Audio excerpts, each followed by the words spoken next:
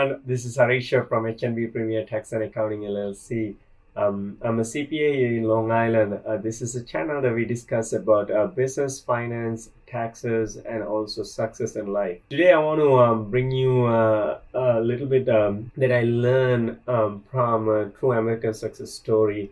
The lessons, 5 things that I learned from Dan Gilbert's, story about making Rocket Mortgage IPO, and then his net worth, soaring up to almost $34 billion, according to Bloomberg Billionaire Index. Now, this is a guy has an impressive resume. If you guys, followed news, and then you probably have seen this before. And then also, if you don't know what Rocket Mortgage is, Rocket Mortgage is a mortgage company that does a lot of mortgages online. They don't use traditional offices. Everything is done through mobile apps, internet, through emails, methods like that. So for people who don't know about Rocket Mortgage, I'm going to show you a little bit about the company, a commercial, then you will remember. You can get a mortgage that avoids PMI, but there's no way to avoid MIP on an FHA. Now,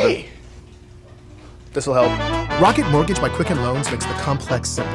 Right. Understand the details and get approved in as few as 8 minutes. There's also origination fees and escrow accounts. This takes care of it, thank you. Rocket Mortgage, America's largest mortgage lender. After Rocket Mortgage Company went public, after the initial public offering, the share prices went up like 19%, right? So before this company went public, they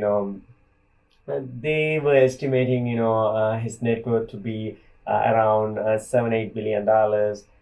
But since the company went public, the share prices went so much higher. In the first trading day, it went up like 19%.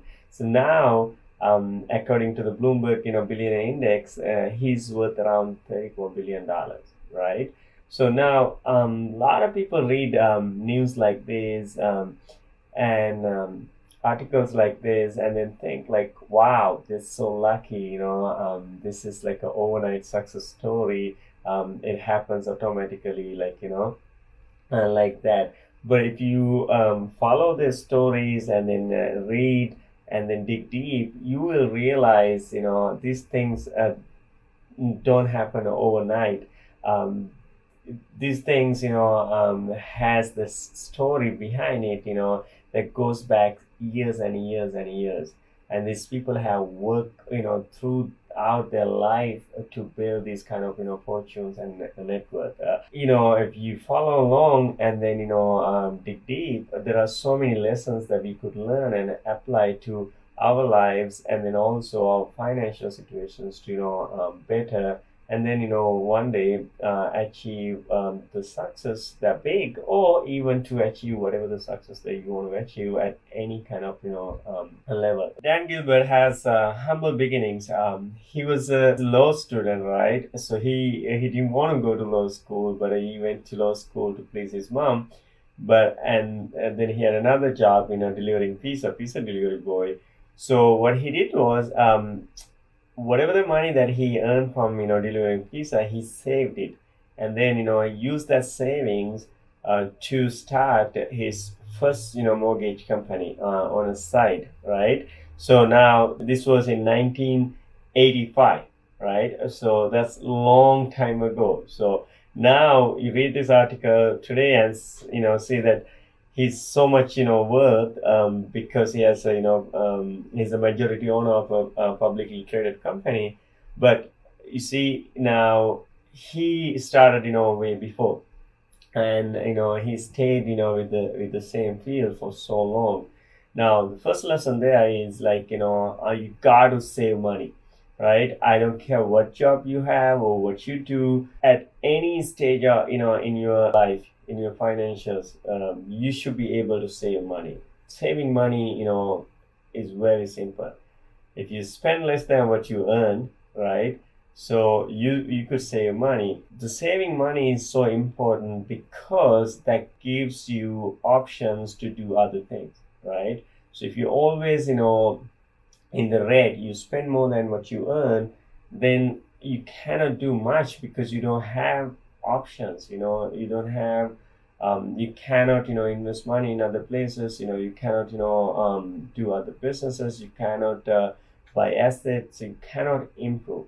So the simply for anybody to improve their financial situation or financial life starts with saving money, starts with spending less than what you earn, right? And then I was having lunch with multi millionaire a few weeks ago. I asked him the question, so how did you get ahead, right? How did you set yourself up to be financially independent? So his answer was very simple. He said, you know what, Hareesha? I learned from my father. He taught me a very simple lessons when I was young. He always told me, if you spend half of what you earn, you will never be poor. So that's a simple thing that anybody could follow, right? So I understand there are certain situations that you go through in your life. You may not be able to do that, but any day in life you should be able to save some money. It's just a habit. It's a philosophy. If you can't do it, you got to have a really hard look about your personal finances, and then analyze everything that you spend. Okay, so the first lesson is save money. Now next, a lot of people in the mortgage industry know this. What Rocket Mortgage did, different than other companies, traditional mortgage brokers or mortgage, brokerage offices. What they did was they created an assembly line of mortgage processing. So when they get a mortgage applications, they get all the documents, through a streamlined process, and then they develop system and processes to do it faster and then also do it better with less cost. Okay, so the creating big business or any kind of business is very simple. All you have to do is figure out a problem that people have, or figure out solutions to a service that people want, and then develop a system that works, and then make that system more efficient, more effective, and then also do it better than other people or in the industry, and do it for a lesser price. That's simple. That's the same principle that Amazon follows, right? So Amazon, they always do better job, better product, and then do it for a lesser price. Then it's very hard to compete with that, right? So that's how you create new businesses, and then grow businesses. Find an industry that what you're doing, and then also you're passionate about, and then develop systems, and then do it better for less money. So you'll always have customers, and you will always will grow your business. Now that's what Rocket Mortgage did. They streamlined the system so people will be able to get a mortgage very fast, and then they made the system so efficient. Dan Gilbert started Rock Financials in 1985, and then he started a direct lender, rockloans.com, and then he grew that business to such a large large company. And then Intuit, the software maker, the company that makes QuickBooks, right? They acquired that company in 1999, and then renamed the company to Quicken Loans, right? So then, that transaction did not go well. Intuit, kept the company for 3 years, and then they wanted, Dan Gilbert to buy it back in 2002. So he bought it back from Intuit again, and then grew that company until it went IPO last week. So the point there is, so he started doing this from a very, very long time ago. Now what I have seen, what a lot of people do is, they jump from a thing to a thing to another thing, right? So if you want to grow a big business, large company, or bigger career, or to become successful at anything, you have to stay long enough in one thing, because then only you will get to know a lot of nuances that goes into a trade, and then also then only you could become an expert in one field. So if you move from one field of expertise to another field, so then you have to start over again. So you going backwards, when you do that, right? So if you want to grow your finances and then you want to become successful, you got to pick a field that you could, grow, and then, start a business, or, grow a career, or, become very successful. I know people change careers, people change, fields, but you have to give a lot of consideration, before you do that. Otherwise, if you have a field that, you're successful at, doing, what you're doing, you just got to, stick to it, and then, grind, and then, develop what you know already. Because if you have to switch field and start again, then you're going backwards. Okay, so stick in one field, and then make sure that you put your efforts, 100% of the efforts to grow in that field, and don't try to do 2, 3, 4 things at the same time. When you try to do that, also you lose your focus, and then you cannot grow. So that's the next lesson. While Dan Gilbert's company was growing as a private entity, he acquired Cleveland Cavaliers basketball team in 2005.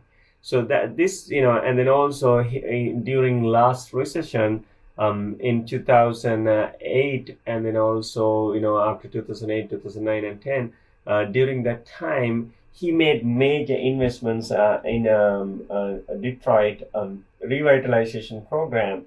So that brings me to my next point.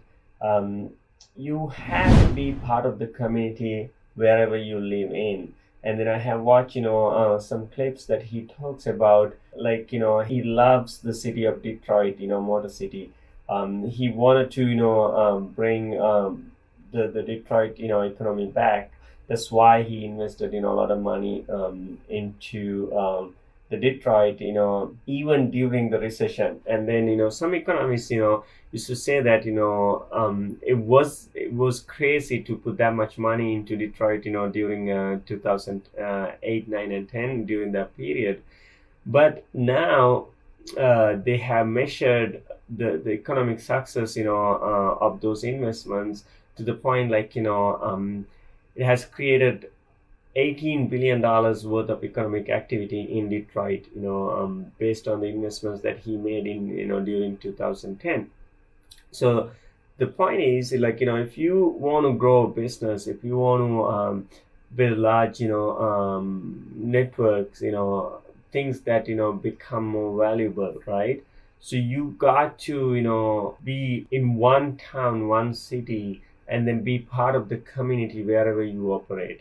So I know this as a business owner. I live here in Long Island, Baldwin. I love my community, and then I'm part of the Chamber of Commerce, and then I'm supporting local organization, and whenever there's something going on locally, so we always try to be part of those events, and we provide sponsorships, things in that nature. The reason you want to do that is because if the economy that you operate in, the local economy grows, that benefits your business as well. And also, it's also the right thing to do, right? So anybody that built it big, I know they always want to be part of the community or the environment that they operate in. So that's very big, when it's come to community involvement in my business philosophy. But I see that here in his success story as well. anyone can do that. How do you become part of the community? You could do that, joining the local chambers. You could do that, joining local community organization, and also you could do that, supporting local charities or organizations, sports leagues, whatnot. So that's a good thing to do. How many of you remember in 2014 they offered $1 billion prize to anybody that could name the perfect winners of men's NCCA championship, all the brackets, right? That bet was offered by Quicken Loans, Rocket Mortgage, and then in connection and designed by Dan Gilbert. And also that bet was underwritten by billionaire Warren Buffett, the owner of Berkshire Hathaway. So they develop a connection, right? So that bet was a very calculated bet. The chances of somebody winning or getting that correct was very, very slim, slim to none, right?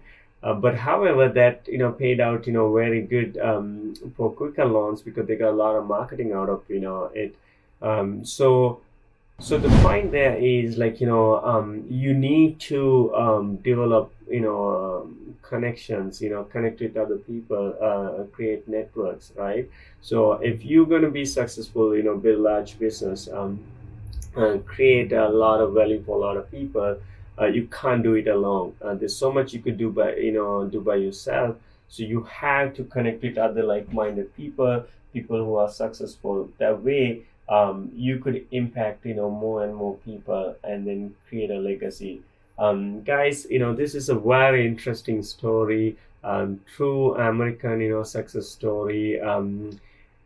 30 plus years in the working, but an overnight success story. I'm going to leave the link to the article so you can read it, and then I like to hear your thoughts about this. Leave your comments, and then if you have any other the areas or the subjects that you like us to cover in this channel, leave us a comment, leave us give us some feedback. If you like the video, give us a thumbs up, smash that like button, and subscribe to our channel. Until I see you in the next video, stay safe.